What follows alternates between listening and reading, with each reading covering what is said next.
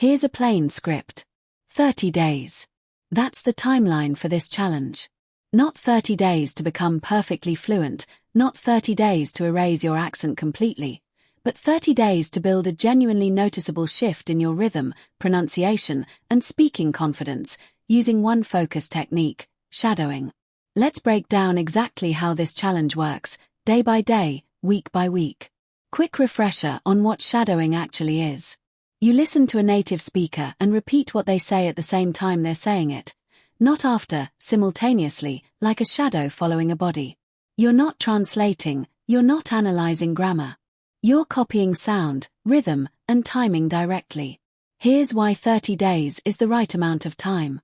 Shadowing is a physical skill, like learning a new dance or sport.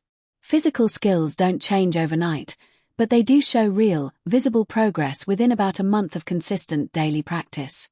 30 days is long enough for your mouth and ear to genuinely adapt, and short enough to stay motivating instead of feeling endless.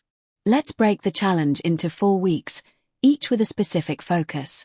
Week 1. Foundation and comfort. The goal this week isn't perfection, it's simply getting comfortable with the mechanics. Choose one short audio clip each day, 10 to 15 seconds long, from a podcast, show, or interview. Listen to it 3 or 4 times without speaking, just absorbing the rhythm. Then shadow along with it 5 times in a row. It will feel clumsy and slow this week. That's expected. This week is about building the habit, not the skill. Week 2, rhythm and stress. Now you shift focus specifically to stress and rhythm, not just getting the words out. Choose clips with clear emotional tone, excitement, frustration, humor. Since emotional speech tends to have more exaggerated, easier to notice stress patterns.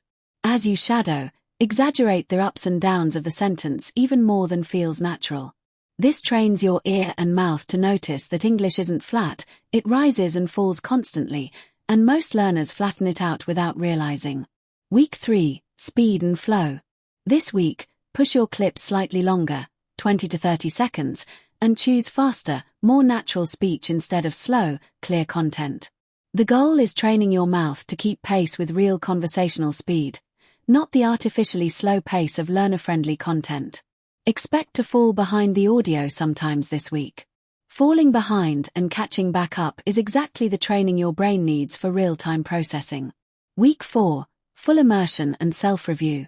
In the final week, start recording yourself shadowing, at least 3 times this week, and compare your recording directly against the original clip. Notice specific gaps, a sound you're softening, a rhythm you're rushing, a word you're stressing incorrectly. This week is about precision, using everything your mouth and ear absorbed over the previous 3 weeks. A few rules to follow throughout all 30 days.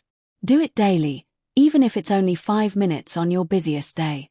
Consistency is what actually builds this skill. Missing days breaks the momentum this challenge depends on. Repeat the same short clip multiple times before moving to a new one. Don't rush through new content daily. Real progress comes from repeating the same 10 to 20 seconds 5 or 6 times, not from constantly hearing new material once. Don't stop to look up unknown words during shadowing sessions. This challenge is about sound and rhythm, not vocabulary. If you don't understand a word, keep shadowing anyway. You can look it up separately, outside the shadowing session. Choose content slightly below your comfort level, especially in week 1. If you're struggling to keep up with the words themselves, you can't focus on rhythm and pronunciation, which is the actual goal here. Track your daily sessions somewhere visible, even a simple checklist. Watching the days add up becomes its own motivation to keep the streak alive through the harder weeks. Here's what to expect by day 30. You likely won't sound like a completely different speaker, but you will notice specific, real changes.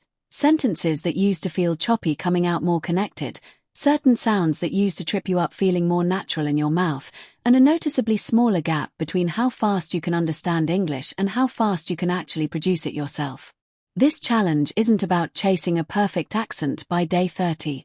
It's about proving to yourself, through 30 days of direct evidence, that your mouth and ear can genuinely retrain themselves through repetition, and that once you've felt that shift happen once, you'll know exactly how to keep building it, long after the 30 days are over.